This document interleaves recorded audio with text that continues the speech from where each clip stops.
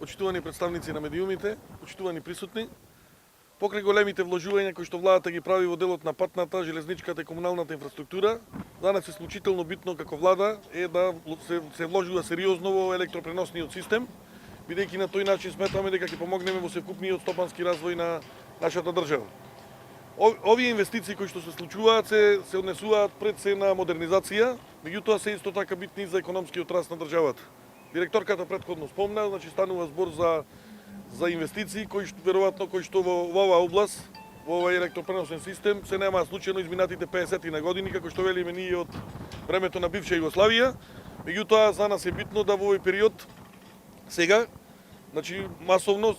се работи во овој дел, значи ќе станува збор за 6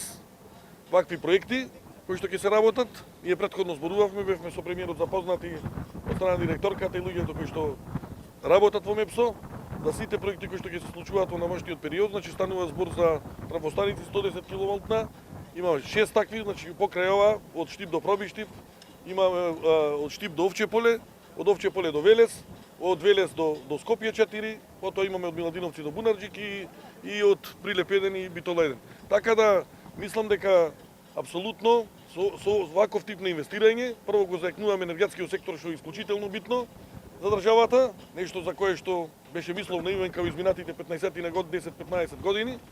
така да во натамошниот период